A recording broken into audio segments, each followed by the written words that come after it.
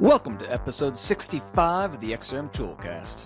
In this episode, Scott and I speak with Heidi Neuhauser. She is a blog article she posted about the top 10 tools for system admins to configure their system. And so I thought it was very beneficial to kind of see everyone's perspective on it and get Heidi's perspective on this as well. So sit back and relax and see what you should be remembering to do when you configure your system as a system admin.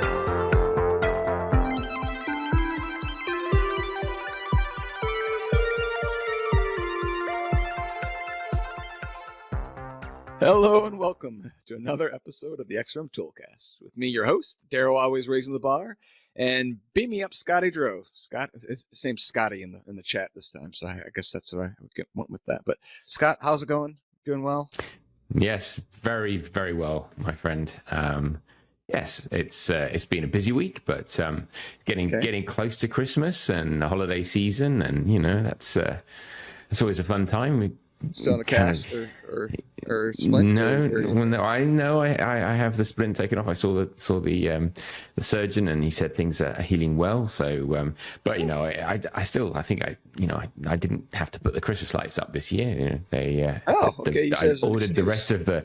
Yes, I coordinated. I project managed the exercise, which so it was good. Last year we moved like December 1st. My wife's like, "Don't worry about the Christmas lights." I was like, "Deal." And so this year we had to do something. I've gone to the approach of just shining lights on the side of the house. It looks fairly good. I don't know. We have some wreaths hanging in the windows. Like we kind of, our neighbor says we kind of have the Home Alone looking house because this is a big brick house with 2 stories sort of thing. But well, it does seem to be nice. more of a thing in North America. This whole decoration and illuminations and like setting to music as well. It's like having. There's a few of those around. Yeah. I saw someone who had like a radio broadcast that you could tune in on your car. Yep. And that's like, wow. I mean, I didn't, whereas in the UK, it's like, oh, here's a string of lights. We'll just chuck that into the garden and see what happens. Maybe a hedgehog will carry it around in the front garden and distribute them a little bit, so. Yeah, never know.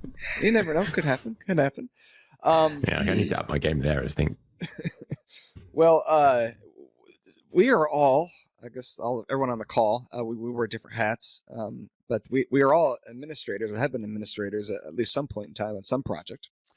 And our guest today, I didn't even bring up your Twitter profile. I usually do that and read off the Twitter profile. This is failure.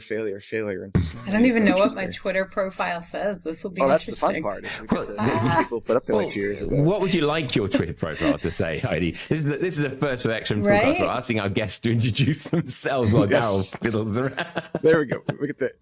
Yeah, go ahead. So Heidi Neuhauser, is it Neuhauser? Is that the correct way you want to pronounce it? Yes. Yeah. Okay, cool. Just making sure.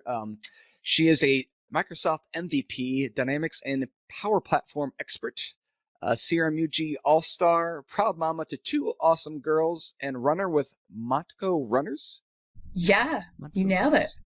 All right. CRM Heidi. I actually have a cousin or niece named Heidi, so that's a great name. It is, yes. So nobody can spell it. They always want to do IE rather than ED or IE. Oh, there's all. I have a photo album on my Facebook page with all the times my name has been misspelled by Starbucks or anybody else that writes a name down, and it's plentiful. Interesting. Yes. Well, you had a blog post, and I guess your blog post actually came from a presentation that you did on top 10 tools for administrators. I don't know if this is kind of the Gus Gonzalez rules of, if anytime you do top 10, that's like the way to get people to come listen to your stuff. But I always find it very interesting how different people have completely different tools to use and highlights they use. And so I thought it would be fun to sit through and walk through your top 10 tools list for CRM administrators, or are we going to call them Power Apps administrators? What are we going to call them these days? Yeah, so I guess who I was targeting here are people with that CRM background or the Dynamics 365 customer engagement system admin background. We can call them model-driven apps background people. Yeah, okay. Exactly. All right. Yeah, so what I kind of based all of this off of was a focus on out of the box things that people could take advantage of to help implement their systems and increase user adoption and all of that wonderful things. So, all right. Yeah. Just want me to dive in. Your buzzwords in there. Right? It's full of buzzwords. User adoption, yes, definitely. Did you order them in a specific order where you kind of like, this is my most popular one, or if for you, or was it, did you kind of order it in any kind of scientific way based, or was it just like, here's a list that's in no particular, it's not, is it like the top 10 countdown, you can do? Yeah, that's a really good question. And I built it from what you should do first and then kind of going forward. So okay, even actual order matters here. Okay. It kind of does. I mean, you could move things around, but in order of things you should do first, like the first thing is about business settings, right? So make sure you're managing your business settings. Yeah, go ahead. Like a BuzzFeed kind of highlight. If there's one thing that you should do with your model-driven apps, do this, and then no more information. And then it's like, I've got to click that. Like, yeah, I mean, if BuzzFeed wants to pick this up, they're welcome to. If there's one thing you got to do, it's manage your business settings. Yeah. Well, maybe not that intense, but like your foundation, right? If you're getting started in Dynamics 365, something that you might not be taking advantage of are really cool things you can do with out-of-the-box business settings. And I think in my I have it on the other screen so I don't forget what I wanted to say. But I was kind of focusing in on your business management settings, the administration, and the data management, because there's a lot of tools you can do, as you guys know. So in the business management area, and I know some of these are things that people are already doing, but some things aren't. Like fiscal year settings. If your reporting's funky and it's not making sense, not everybody has a fiscal year that starts on January 1st and ends on December 31st. And that's a really easy tweak where you can get your management happy with their dashboards and reports and all that other fun stuff. Same with currencies, though, Power Automate has a better currency solution than Dynamics. But, there are things that you can implement here in the settings area that will make a difference throughout your system and throughout your app. It's like quite a big area. I mean, the whole business settings things. And, but interestingly, I haven't compared it, but, we've now got the new administration area. Because that's because I saw your session at Summit North America, which was excellent because you did it remotely, and I have to say that your session you put the most energy I've seen anyone do into a remote session. I mean, it was like everyone, although you were doing it remotely and there was people sitting in the actual room and there were obviously people doing it, joining remotely as well. You had the energy of someone actually in the room and everyone was like listening to you, like as though you were right there. So, kudos. It was a fantastic session. But the one thing that did strike me was that you were showing the classic UI, the classic business settings. But of course, you kept on pointing out on-prem deployments and saying, and I haven't even looked in the most recent release of on-prem. Presumably, the business setting still looks the same, does it? In terms of it looks like that classic UI? It does. And I have a special place in my heart for on-prem because when I was on the customer side, I was a system admin for an on-prem system. And it was so frustrating to attend Summit and hear about all these amazing things that the online customers get that I could never use. So I have a few customers today who are on-prem as well. And I need to give all my on-prem friends a shout out and let them know the cool things they can still do. But yes, I did like show this. Settings. There's cooler things we get to.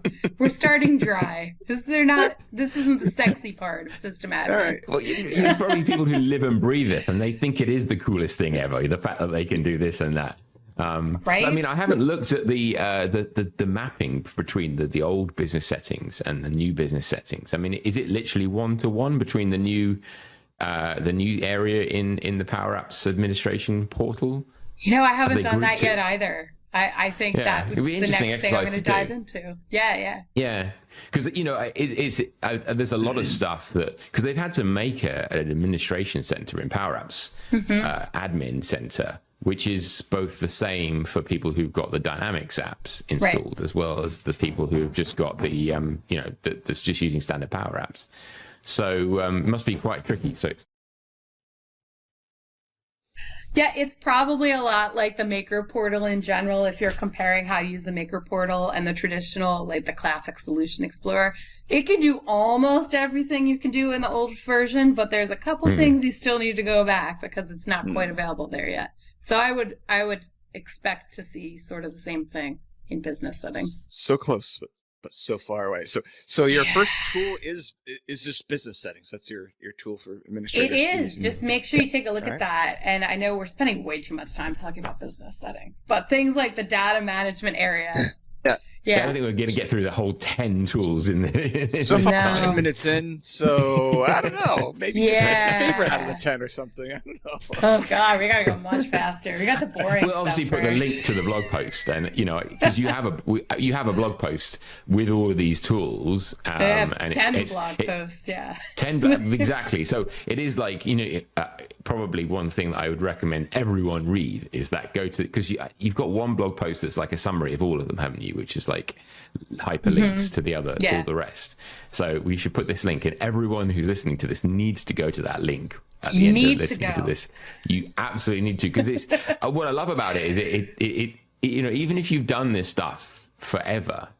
I was reading it, and the perspective you kind of give on it is a fresh perspective. It's like a perspective that, it's like this stuff. Yeah, it is important. Like you said, year end, fiscal year end settings. It's stuff that if you don't do that stuff day in, day out, you forget about it. It's even there. So yeah, we're going to put that link and force everyone to click on it.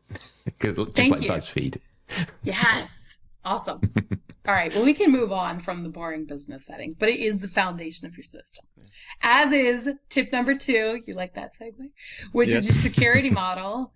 And this is interesting because here's another example where I need to talk more about the new things that have come out about security models. Because one thing that has never changed since I started in Microsoft CRM, which isn't as long as other people, but I did start with 4.0, is your dang security model. There's not much that's changed with the exception of like teams and field security profiles. But I think a lot of people that initially go live with Dynamics aren't totally familiar with what they can do from a security setting, and they end up with one business unit and maybe the out-of-the-box security roles, and then things get more complicated, or Microsoft pushes some changes to your security roles, and then things that used to work one way don't work the way you expect it to. So there's just some neat things you can do with hierarchical business units and copying those out-of-the-box security roles and not using them, and then naming them something for yourself. I learned that one the hard way. So that is a big tip that I give new system admins. Don't use the out-of-the-box security roles. Microsoft will change things and push it, and they won't think it'll impact you, but it will. But then enhancing your security model with things like teams and field security profile. I think field security profiles are really cool, and I feel like that's kind of like next level system administrator for Dynamics 365 and CE people. It's a little bit more complicated, but it's still all configuration, and it's still all out of the box tooling. Mm-hmm. And also recently the cross business unit role stuff. How cool is that stuff? I need to update my whole blog to talk about that because I wrote it before that all came out. Yeah, I need to run into a project or I think I need to use it before I dived into too much to it. It's true. Probably what I'll have to do. It's like, wait, I think I might need to figure this out now. So that's usually what happens. Yeah. Like this project was, roles for assigning roles for based on AD groups. And realizing, I need to go and actually change the team application settings to say, hey, you actually get this role with the team rather than getting like the rights that that team has. So that was something that was like, I need to change this. I need to learn more about this before I start using it, which is 5 weeks ago, which is kind of late. But anyway, I figured it out. We're good. We didn't make the production yet. Well, it's either I always have this thing on projects that if there's something goes wrong, it's 90% probability that it's going to be security. That's the reason why something's gone wrong. It's like 90%. That's a quote of the day from Scott.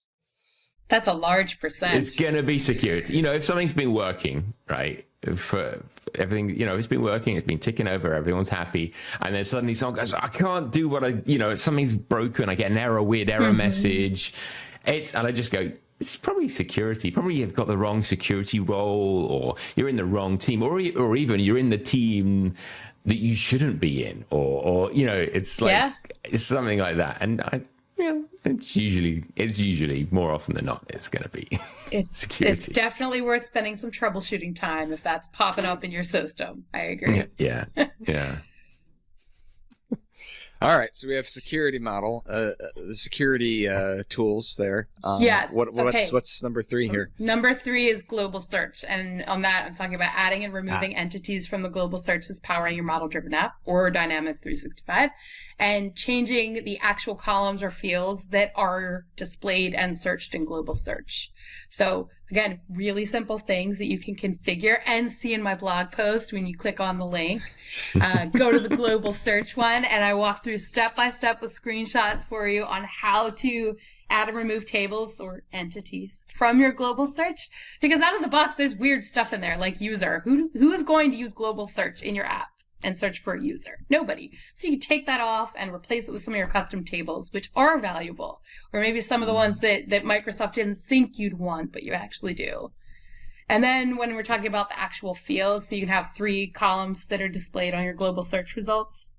So that's really easy to change. You just edit your quick find view and move the 3 columns all the way to the left, and those are the ones that are going to display. So tiny little configuration things that you might not be aware of. All right. See, these are getting better, right?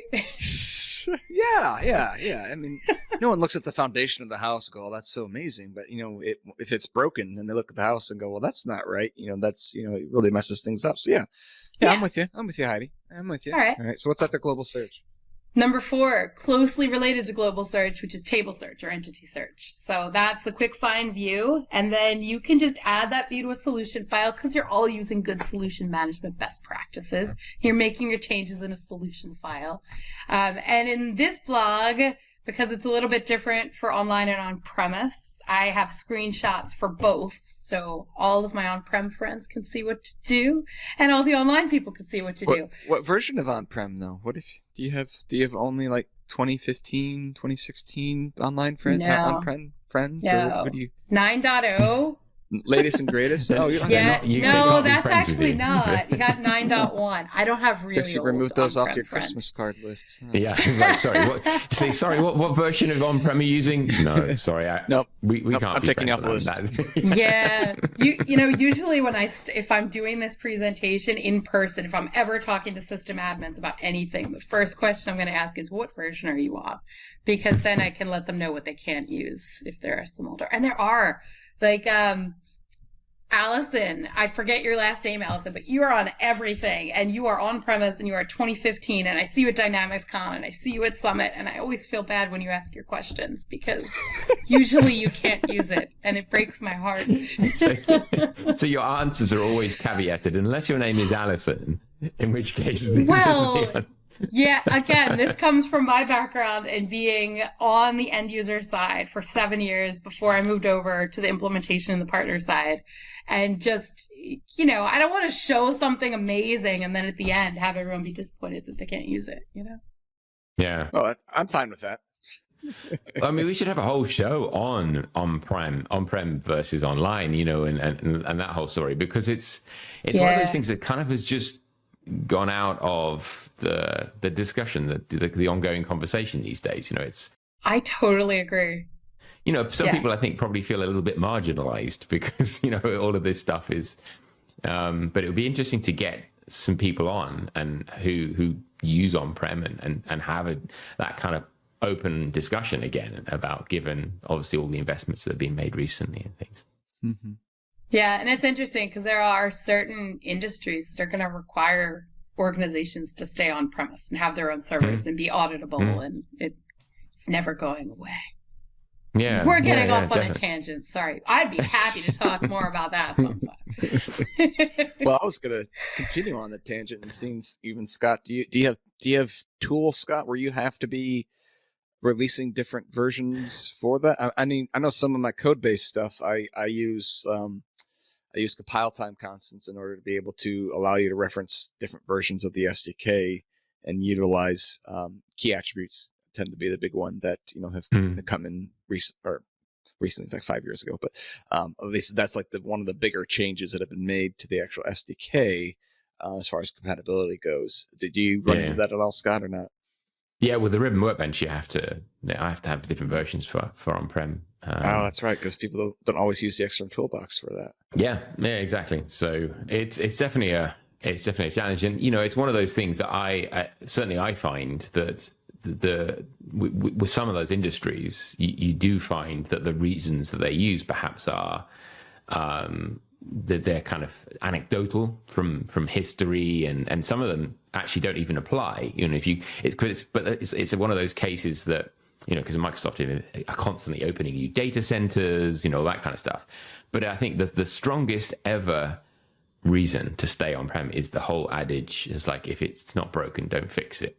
I think that single is so powerful, because if you've got something that's working on-prem, why would you go to someone? It's a tough sell, isn't it? To go to someone and say, right, well, you got to spend, because it's not free. It's not like you go, oh yeah, we'll just go and click the switch and it's going to have to migrate your data.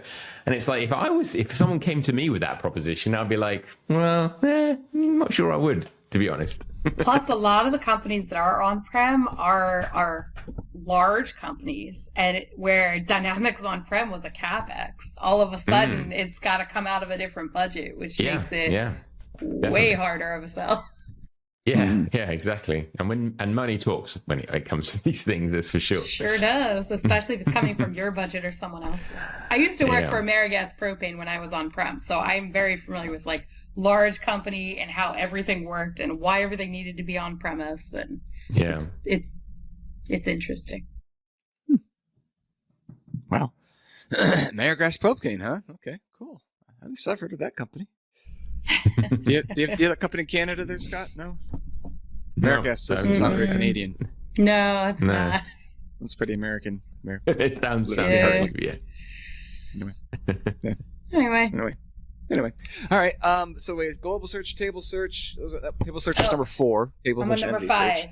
The Dynamics 365 app for Outlook, the lightweight app, not that terrible thing that's been deprecated. So Dynamics 365 app for Outlook is awesome. There's a ton of stuff you can do directly from your inbox that takes action and does awesome things in Dynamics for you. And prerequisites are like setting up server-side sync, which I think most people do these days. Test and enable all your mailboxes, security roles, and then deploy. It's awesome. And you can take actions with a single click or two in your email and your meetings.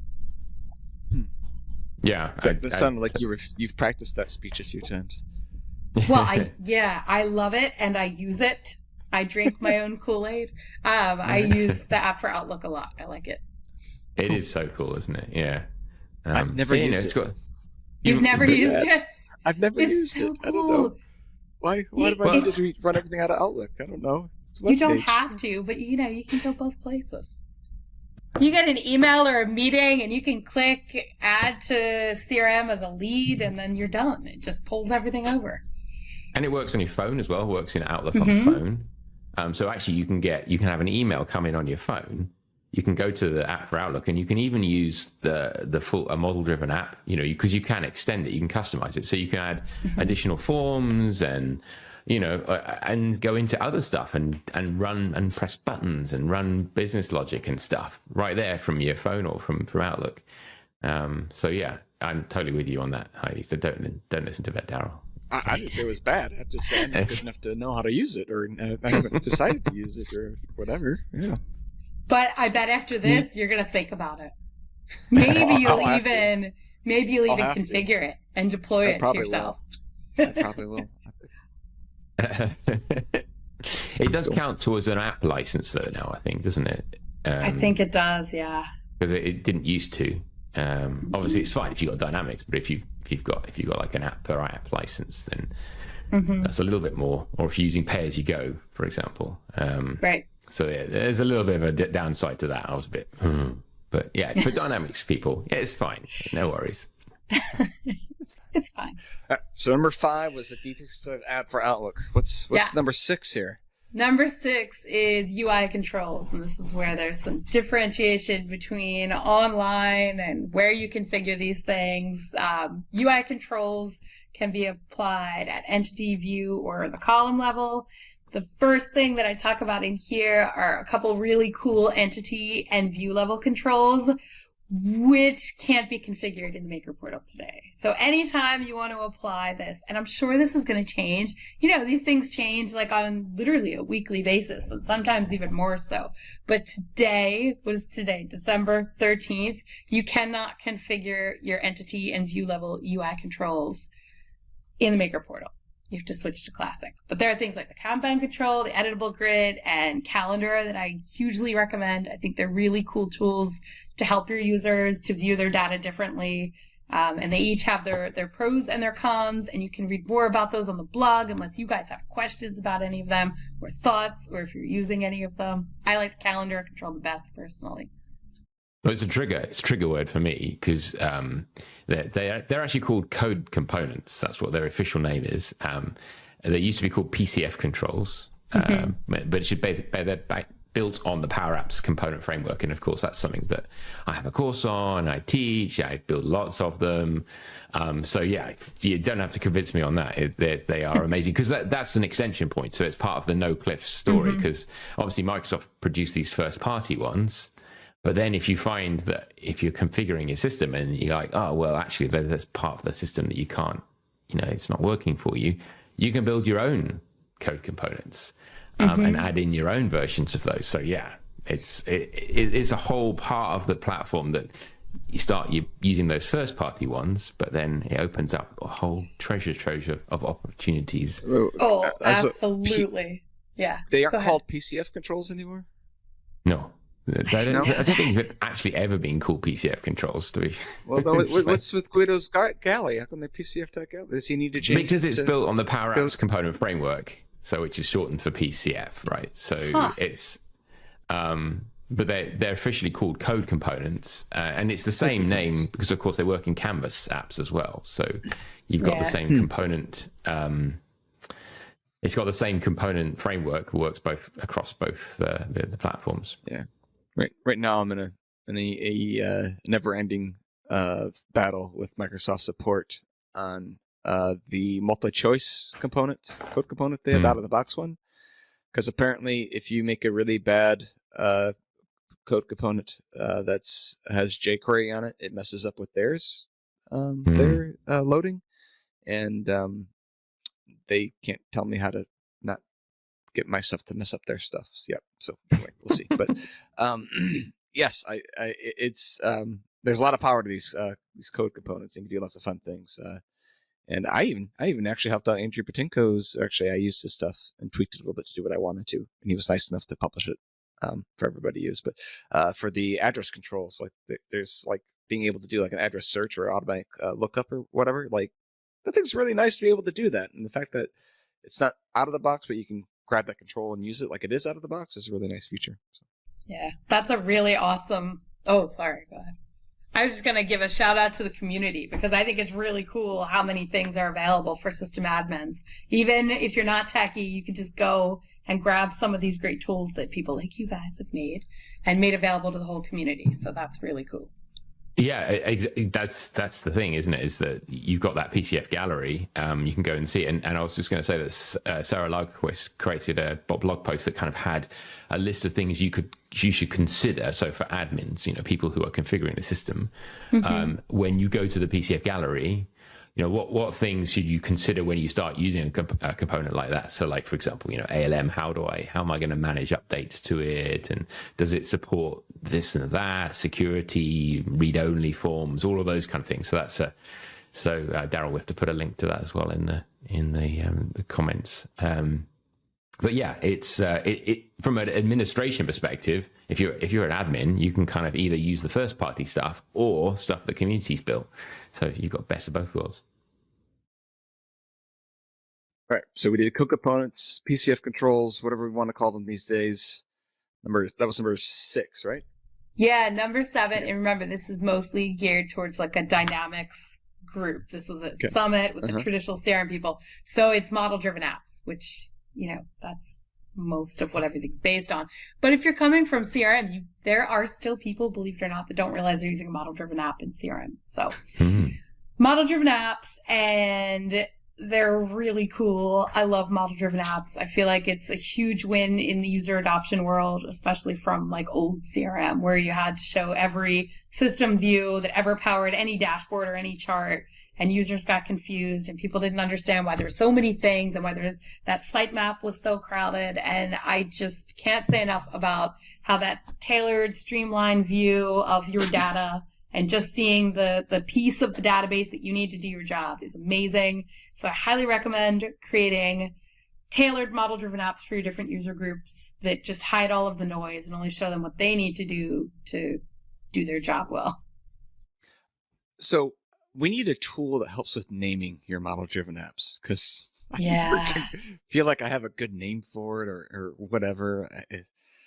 I don't know. Am I the only one that struggles with this? Like, what do I name the thing? Or what do I name this? Or what do I name this category on the side? You should ask your users, right? So you should be involving your end users in all of that stuff, if you can. You can't listen to your Daryl. users. I don't know. No, if I ask them, like, what's a model-driven app? So what I end up having to do is like, okay, I think this is the name you want, and it'll show up right here in the screen. This is what I'm thinking. Is that what you guys like? And that's usually that works. The best then I it's get. UAT, right? That's still me doing it though, and them going, yeah, that's okay or whatever. So, but we'll just start using emojis. They'll love them. That's the answer to everything. Yes. But the frustrating thing is that, of course, once you've named it, though, you can't rename it. You can rename the display name, but you can't rename the unique name. And it's like the number of systems that I worked on where there's dirty little secrets where some little table is called X, but actually under the covers it's called Y because you took the wrong decision to name it. And you hope that it's not going to come back and cause a problem down the line. Why is someone's building like, I don't know, a Power BI dashboard off it, and it's like, why is it called that? Oh, that's how I feel when I find like new underscore in a solution too. Yes. A lot of times I'll take my examples and make it new underscore because it's already some customer examples, so I can't really put that out there on a blog. So, but now I think I've gone to just ABC, so that way it doesn't look like I'm a total noob, I guess, when I go and post it. I don't know. Not using the Common Data Service default publisher. It's like, why is it still called the Common Data Service default publisher? Marketing. That's why. Yes, marketing. So model-driven apps. So I feel like we've gotten pretty high here, Heidi. Is there higher? Right? I mean, we've started the foundation. We've gone. Is this? We kind of reached the pinnacle, or we got even higher to go? We're on 8. Field mapping. I like field mapping. I feel like this is another thing that most people don't use in their system very often. So this is configured on your relationships. And I actually haven't checked this recently, but when I made this slide deck and I wrote this blog up for Summit, that was something you still had to do on Classic. I think it still is, but I haven't checked it in the last couple of weeks. I've not seen it in the new. It's almost like I love the fact that you point this out. You've got this in your top 10 because it almost feels as though that it's been forgotten about in the actual platform, in the Power Platform. You know what I mean? Yeah, it's almost, which is a bummer. It hasn't got any love at all because no love. It is a seriously powerful thing, especially for people who don't want to do any code and just want to configure their systems. That's me. I don't write code, and I just want to configure what I can before I hand it over to the developers to do the rest. Yeah, but this is very powerful, like you said. It's also very underutilized. I mean, when I talk about tools, this is one people don't know about, and I don't know if it's because it's not available in Power Apps right now or it's just not known about. So you can make magic happen. Yeah. This is mapping fields. When you're on the relationship and you're creating a new record, it will automatically bring over these fields that you've mapped. The thing that I find interesting is that there are a lot of developers that don't know they can utilize that like in their plugins and in their JavaScript to say, hey, I need to pre-populate this thing, this new field, this new table value from this relationship and suck in everything, and like they'll write all this code to like manually do it, and then someone will change the mapping and like, hey, how come this didn't get mapped over? It was like, oh, I gotta go change my code. It's like, no, you're doing it wrong. Stop doing it that way. You need to actually utilize the call to pre-populate, to initialize that that value based on those field mappings. So what was the message called? Create from or something? What's the name? I can't remember. Is it... I wrapped mine up in an extension method, so I think mine was like initialize is what I called it or something. Right. But there is a request that you can make that's create this entity based on the mapping. Because it kind of started life from, you would convert an email into a case, or convert an email into an opportunity, and all of those, any mappings that's where it kind of started from, and then it was like put into lots of different custom entities. And so I think it's a really underutilized. Let's hope that it gets put into that Power Platform admin center soon, and not. I have to say, I do have this sort of little bit of anxiety that they're going to miss things, and they go, right, we're finished. Yeah. Does anyone else get that? Is that just me? No, not just you. It's hard for system administrators to live in this hybrid world. And I kind of thought some of these things would fall off of the you need to switch to classic list, but they haven't as quickly as I expected. Sorry, the sun is really bright. There we go. I was wondering how much longer we'd be here before you started to go. So it's gradually moving sideways on your shoulder, and it's getting closer and closer, and it's in your eyes, and you'll be blinded. So. Well, it's nice to hear how you guys build the tools leveraging field mapping too. I didn't realize that. Well, how that can help from the developer side. Your developers as should a best be doing practice, that, but they right? don't always know they can. And once they know they can, then you're like, oh, I could just do that here, and I could do that there, and whatever. So, yep. Field mapping. That was number 8, right? Yes. Number 9 is. Number 9, I know this has been around since 2013, but I still think they're really cool. It's business rules. Business rules are awesome from a configuration standpoint, because you can just drag and drop things on a canvas and make magic happen. It's really cool. So I use them often in our own CRM system and absolutely on our customer system. So I really like recommendations. I've been doing more with recommendations on business rules. If you haven't checked those out yet, they're super cool, because you can configure actions on a conditional and then suggest an action to prompt a user. So if condition X is met, I recommend that you should schedule a follow-up task on the customer record in 2 weeks. Would you like to do that? And then the user can choose to do that or not. If they click yes, it just automatically makes the magic happen. If not, nothing happens. I think that's really neat. I've been using set field value and set visibility and business required for a long time. It's a nice way to clean up your forms a little bit. Everything I talk about is about simplifying and minimizing distractions and noise that you don't need. So if you have like commercial leads and residential leads, it's really easy to just hide a bunch of fields if it's one or the other that don't apply, and just make it easier for whoever's entering data and working with that data going forward. So I have not used these are suggestions of business rules. So recommendations, and it like shows up as a little pop-up or something. Hey, you should do this. Yeah, it's got a little like icon next to it, like a little light bulb. Like, ooh, do you want to do this? I gotta go figure out. I probably coded that I shouldn't have coded, because it's probably already out of the box. Okay, all right. That's fun. It's okay. But that's an interesting point, though, Daryl. That's what I come up against a lot, though, is that the business rules get you 80% of the way there, and then you find I can't do that last bit, and then you've suddenly got to rewrite the whole lot.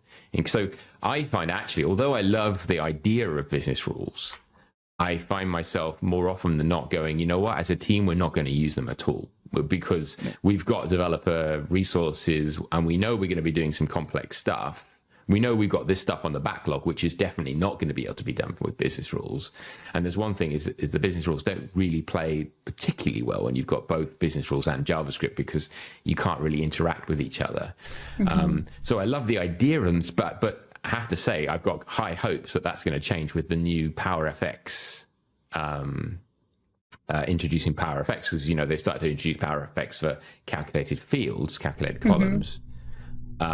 So I've got high hopes that we're going to see PowerFX kind of come into that world which would mean then suddenly you can do a whole lot more than just if then that do this, disable it kind of thing.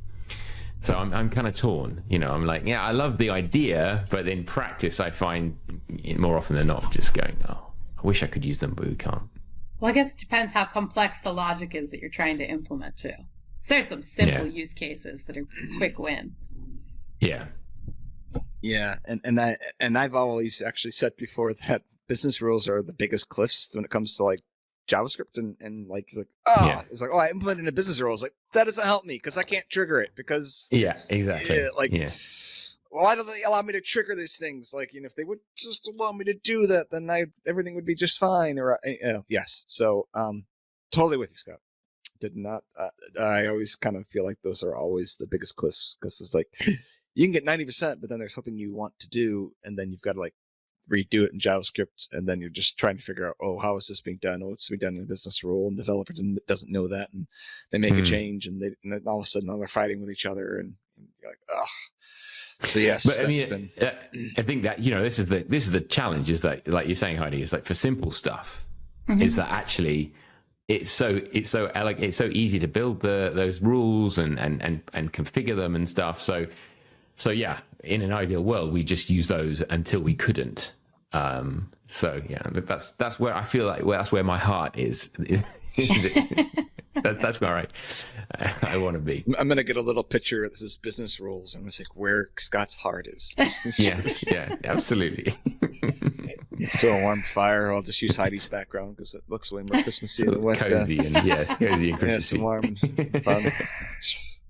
Scott's wearing flannel. Like it kind of feels winterish-y. My dog's snuggling down here, and cozy. Nice. I need a dog now too. Apparently, both you guys have dogs. All right.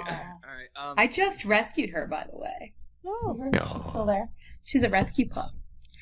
We were fostering her. We're true foster fails. She's a 4-year-old breeder mama that got pulled from a farm. We have 4 cats, way too many animals, and she just gets along with them, and it's cool. We're like, all right, we'll keep her. Anyway. She's been very well behaved. She's fantastic. Except for when Amazon pulled up and she was barking. I don't know if you could hear that. Oh yeah.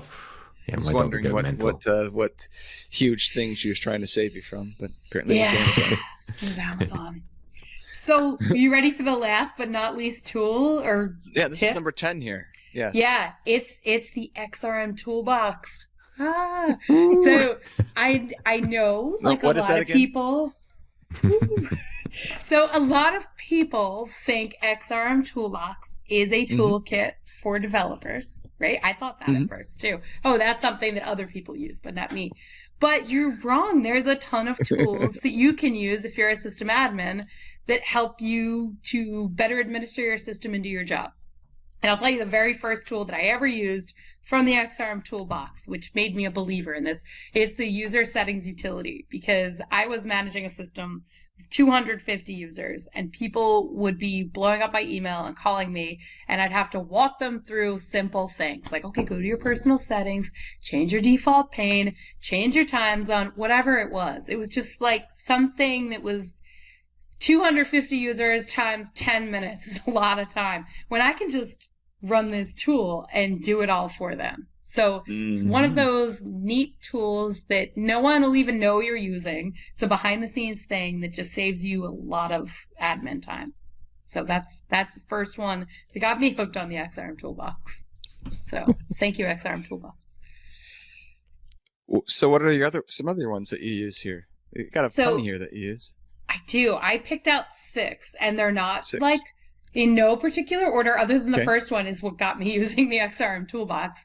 But I tried to look for things that would help system admins, again, without a code background. So the no-code, low-code people out there who are just system admin, not just, who are wonderful system admins and helping their users on a day-to-day basis, things that might help. So one that I like to talk about is the Attribute Usage Inspector. I know as a system admin, you will get a lot of questions or a lot of requests from people like, take this field off, nobody's using it. Or I need my team, a manager might call and say, like, how many people are filling out this data? We need to run a report on something. Or if you want to run a gamification, whatever you want to do.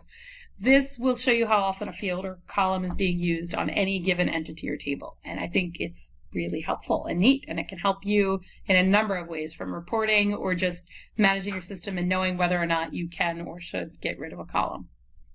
So I like that one. It's huge. That's huge. Yeah. Yeah. You got six of them, so that's 2. Yeah. All right. Yeah. So the third one, which I think comes again from on-prem system admin days, is the bulk delete tool. So Okay. preface to this, be really careful when you run this tool. It's not like you can undo it. So this is about deleting records in bulk. And of course, you have all of this power, so you have great responsibility, right? Wasn't that a Spider-Man quote? With great power comes great responsibility. Yes. That's true for all the system admins out there too, especially with the bulk delete tool, and another one I'm going to talk about later. So I use this in my past on the customer side and for customers to kind of delete completed system jobs and just decrease log space. I'm sure there are plenty of other use cases of when to use it, but it's a very powerful tool that if you need to run for whatever reason, it saves you the pain of opening up Advanced Find and deleting 250 records at a time and waiting for that bar to complete. So anytime you need to do that, check out that tool. The fourth one is the deduplicator. I like that to help find duplicate records. So in my business settings, like tip number 1, I talked about kind of the things you could do to help maintain data integrity. There's not a lot out of the box. There's some.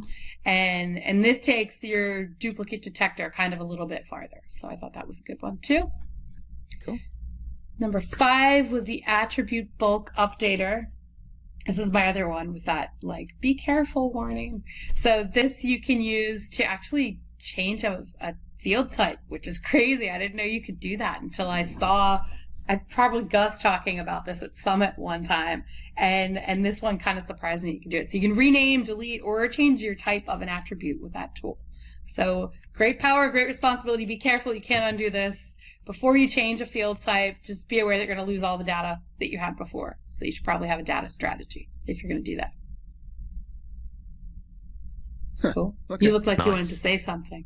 Oh, I was just you picked tools that I don't quite use. I didn't pick your guys' tools. I should have. No. I should have redone it. The sitting in between tools I didn't know existed. Like, so the attribute bulk updater, cool. I never even used that tool before, and I'm like, oh, that actually changes attributes as well. So yeah.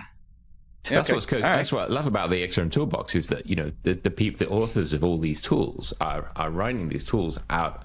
The need is born out of necessity and the fact that they are administrating systems, or they're working with people who are administrating systems, and they're actually writing them for specific needs. It's not abstract needs. It's not like, what might someone do one day, perhaps. It's like someone's come to them, obviously, and said, I need to do this, and I can't do it without a tool, and that's why the tools. So they're written with these specific in mind. So the fact that you don't, you know, might have your tools that you use, Daryl, but someone else uses some slightly different tools. That means that's what's so great about the XRM Toolbox. That's what's, you know, that variety. Yeah. I was even like going to suggest like Jonas's bulk data updater, like, is really good. It does very similar to delete, but also like, let's say you updated a workflow or a plugin and you want to rerun it and everything, it'll touch everything for you, so you don't have to like do some weird custom workflow in order to go through and run it on all the records. Like, so yeah. So that's slightly different but very similar. And then the the attribute manager that I have, or the new one that's out there, that's actually does just change, like, you know, field types without actually having to delete it. Like, those are other great tools out there that are very similar but not quite the same thing. So yeah. That's very cool. The last one I had, again, for system admins, is the personal user views migration. This is so cool, because how many times have you, as a system admin, had someone who created a personal view or dashboard or something, and they're like, oh, can you just make this system? And you're like, oh, I got to rebuild it.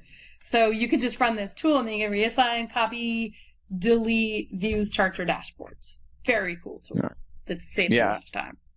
So that's that'd be great. Now, have you used the what is it? The view updater? What is that? Bulk view updater? It's one of the. I get that. Yeah. I don't. That doesn't. View layout move. replicator. There we go. Yeah, that doesn't move from one system to another. That just updates it in that system.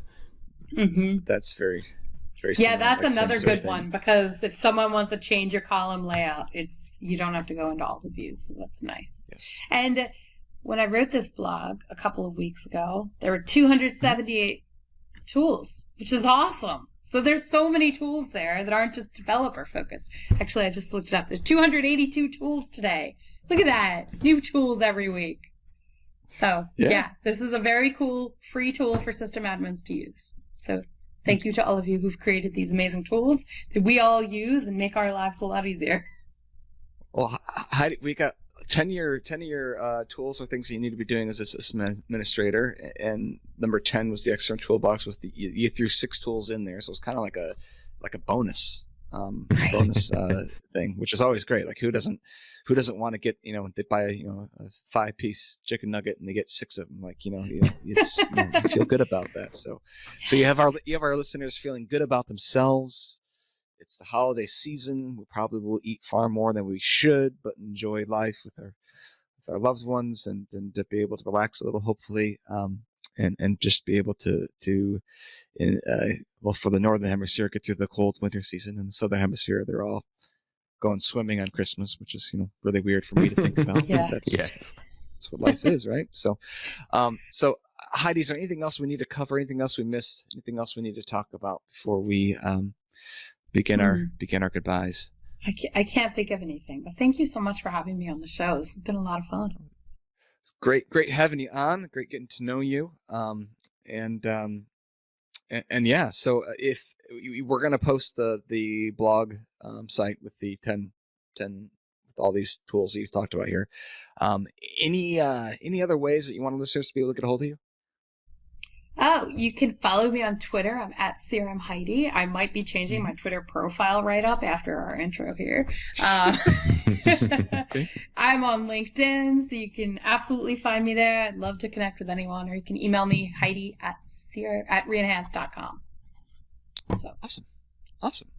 Well, Scott, or, that's how our you can run with me too. If you live in the Philadelphia area, like you mentioned in my intro, I've been leading a running group called Monco Runners for the last 10 years. So come run with us if you're in Philadelphia.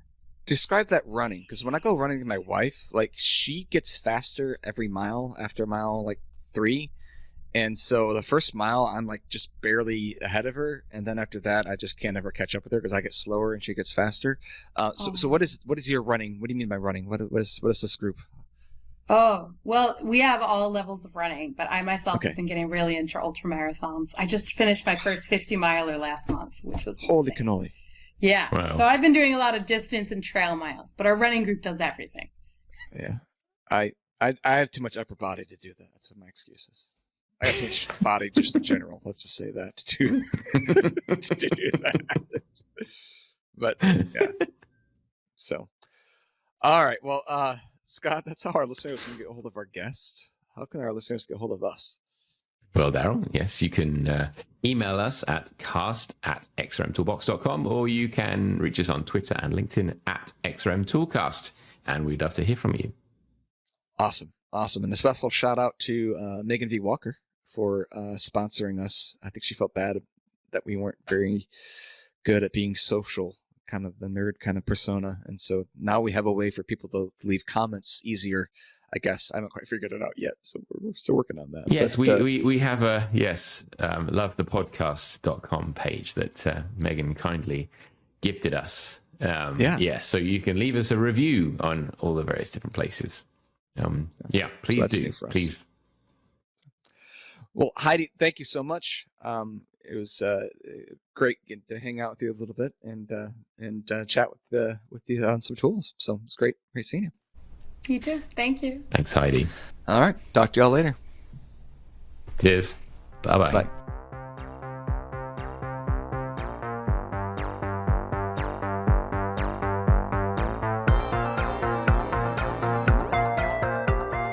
This has been the XRM Toolcast with Jonas Rapp and Daryl Labar.